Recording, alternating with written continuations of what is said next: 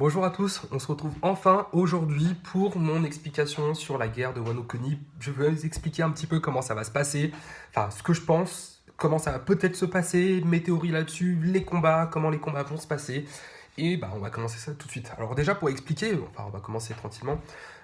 J'ai attendu un petit peu les chapitres un peu parce que je savais pas en fait s'il allait y avoir Kid ou pas. Moi j'avais théorisé que Kid serait là, mais il avait dit qu'il voulait pas être là, mais forcément il allait être présent pour pouvoir se battre parce qu'il a envie de se battre contre Kaido, donc voilà.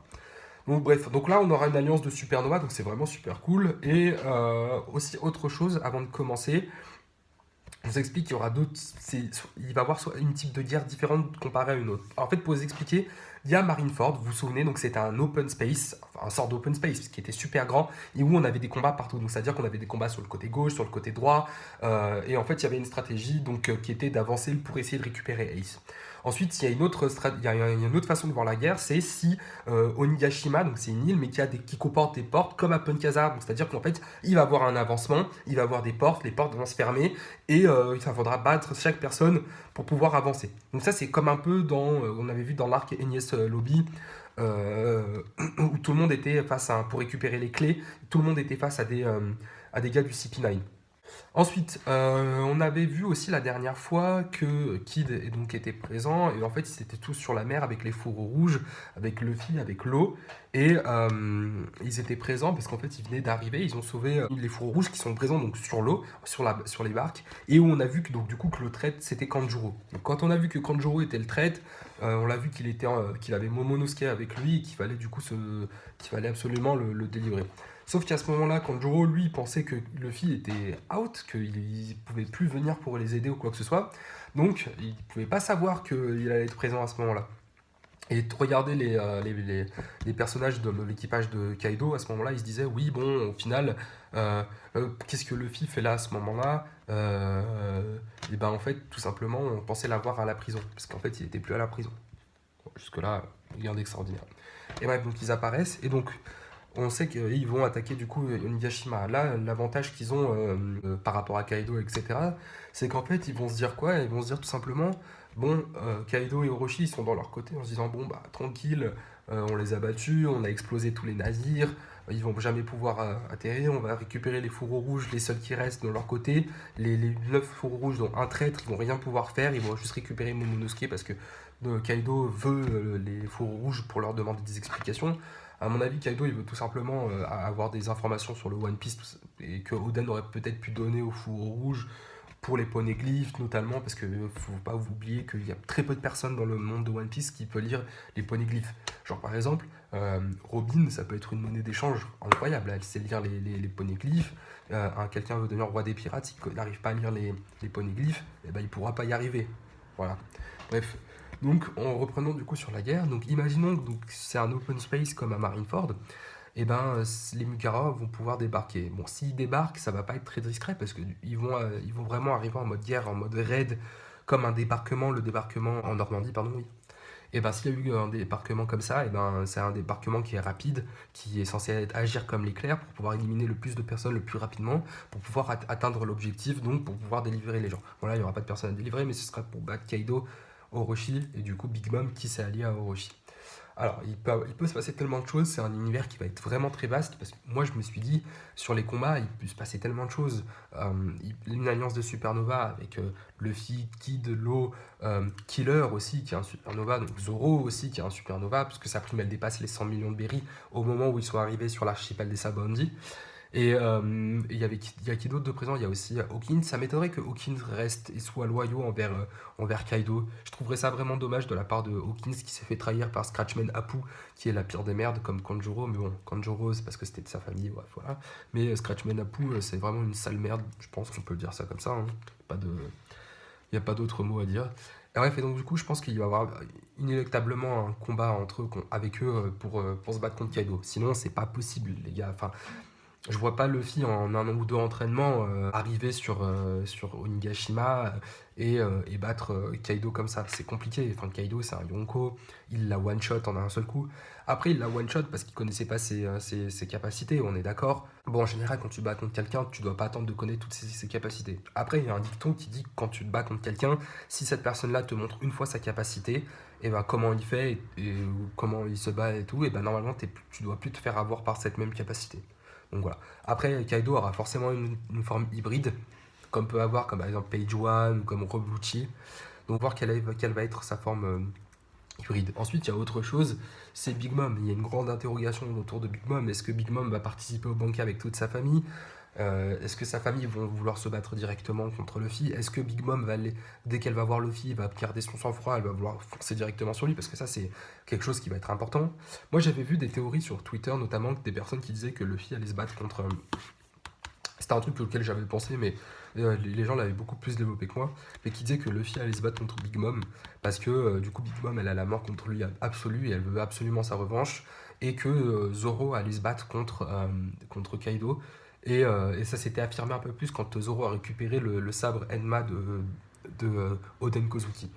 Alors, ce qu'il faut savoir, c'est que je ne sais pas si Luffy est actuellement capable de battre un Yonko. C'est-à-dire qu'en gros, à l'heure d'aujourd'hui, malgré son entraînement au haki de l'armement, est-ce qu'il va être capable de battre soit une Big Mom, soit un Kaido? Alors moi, je vois comment ça va se passer. Moi, j'estime, hein, et je dis bien j'estime, que Luffy va se faire battre au début. Il va réussir à asséner quelques coups.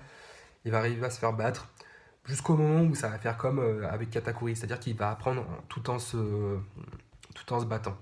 Il va se battre, il va développer une nouvelle capacité, ou alors un éveil de son fruit du démon, ou alors de l'éveil de son acquis des rois. Moi, je pense que ça va se passer comme ça, parce que Luffy, il va falloir qu'il step up de ouf à ce moment-là. Honnêtement, les gars, je crois que parmi toute l'Alliance, je suis en train de réfléchir, euh, toute l'Alliance, il me semble qu'il n'y a que Luffy il n'y a que vraiment Luffy. Enfin, je crois que Luffy est le plus fort de tous, en fait. Donc, si celui qui est le plus fort n'est pas capable de battre contre le plus fort, ça va être compliqué. Est-ce que Luffy qui a battu Katakuri est à un niveau Alors, est-ce que Katakuri, son niveau, on peut le placer, il peut être comparable à Queen et comment il s'appelle, et King? Alors, oui et non. Non, pour la simple et bonne raison que Queen, lorsqu'ils étaient dans la prison de d'Udon, et que Luffy lui avait fait je crois que c'est plus un jet pistol, ou je sais plus c'était quoi comme technique, Queen s'était défendu comme ça, et son point était parti en arrière. Alors, est-ce que à ce moment-là, Oda nous a caché quelque chose, nous a caché que en fait au final c'était du acquis de l'armement qui, vous savez, quand tu expulses l'acquis de l'armement, et du coup c'était pour ça que Luffy n'a pas réussi à le toucher, et du coup c'est pour ça que sa main était repartie vers le haut, du coup ce qui est quand même possible aussi, ou alors c'est tout simplement que le coup n'était pas assez fort et qu'il a rebondi sur la main. Donc, pour le moment on sait pas trop, on verra ce que ça va donner sur les prochains chapitres, mais je trouverais ça dommage que Luffy se batte contre Queen, ou alors s'il se bat contre Queen, ce serait bien qu'il l'assomme en un seul coup. Genre juste pour le running gag, tu vois. Genre tu m'as fait chier pendant toute la période prison, et ben là tu me feras pas chier pour arriver jusqu'à Kaido. Donc si les combats se font en open space comme ça, je pense que Big Mom et Kaido, sauf si Big Mom, comme je vous ai dit juste avant, elle décide d'attaquer, et ben moi je pense qu'eux ils vont être en retrait, ils vont continuer leur banquet avec le Shogun, pendant que tout le monde va attaquer petit à petit. Donc à ce moment-là, je pense qu'on aura donc les Numbers qui vont se battre contre les fourreaux rouges. Je me dis que ça pourrait être pas mal pour commencer, pour laisser justement les Mikiwara garder un peu leur force, mais parmi eux, je pense qu'il peut peut-être avoir Franky. Euh, Après, Franky en soi, vu que c'est un peu le mécanicien, enfin c'est le charpentier de l'équipage, mais il fait créer énormément d'inventions et tout, il pourrait peut-être se battre contre Queen. En vrai, il n'y a rien qui l'empêche de se battre contre Queen. Queen qui fait des inventions, qui a une pandémie, enfin qui crée des virus, etc. et tout. Avec Chopper, peut-être, enfin, honnêtement, ce serait quand même bien de voir ça. Sanji, déjà, il doit se battre contre Page One, ça c'est sûr, il va avoir un match retour. J'espère que le match sera assez expéditif pour qu'il puisse aider les autres Mugiwara. Donc ça pourrait être pas mal. Et ensuite, on a Zoro. Alors, Zoro pourrait effectivement se battre contre King. Beaucoup l'avaient annoncé, beaucoup m'ont dit que Zoro allait se battre contre King. Alors, pourquoi pas se battre contre King? Ce serait plutôt pas mal, surtout que ce serait bien de voir aussi un Zoro contre, euh, contre Kaido. Alors, beaucoup de personnes ont dit que Zoro allait battre Kaido. Alors, moi, je pense qu'il va y avoir un tag team entre Luffy Zoro pour battre Kaido. Je pense que ça pourrait être intéressant de voir ça sous cet angle-là, parce que Zoro a du coup Enma, et avec Enma, il peut attaquer, hein, il peut lui faire une technique. Ça ne tient qu'à lui de transformer sa lame en lame noire. On l'a su dans des derniers chapitres avant le flashback sur Oden Kozuki. Et on a su du coup Oden avait fait utiliser son attaque, je me souviens plus, mais c'était sa technique à deux sabres.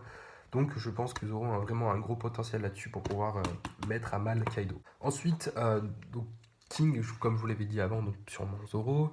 Queen, pourquoi pas Frankie avec Chopper, du coup. Sanji contre Page One, je vous l'ai dit, hein, ce sera un combat assez expéditif. Et ensuite, peut-être contre Big Mom, ce serait la revanche pour ce qui s'est passé sur Whole Cake Island, du coup, avec son Red Suit, du coup, qui sera sûrement amélioré, transformé par Frankie et recoloré, redesigné peut-être par Usopp. Pour Usopp, on sait pas trop ce que ça va donner, hein. Comme je vous l'ai dit, c'est au feeling un petit peu. On sait pas qui est-ce qui va attaquer personnellement. Peut-être qu'il va prendre la relève de Sanji sur Page One et aller s'occuper, mais je le vois vraiment pas. Il est vraiment beaucoup trop faible. Le souci avec l'équipage des Mugiwara, c'est qu'ils sont beaucoup trop faibles pour pouvoir justement euh, se battre contre des commandants de flotte, contre des, euh, des seconds Yonko, quoi que ce soit. C'est dingue, c'est bizarre parce que l'entraînement des 12 ans, on se demande à qui va porter vraiment les fruits, à part Luffy. Zoro, on n'a pas vu tout son potentiel, donc voilà. Mais on sait qu'ils vont briller, on sait que tous les Mugiwara ils vont briller. Enfin, on sait à un moment, donc là ça va être le moment, on va voir, même si on sait que c'est pas facile, ils vont briller peut-être à leur façon. Donc voilà.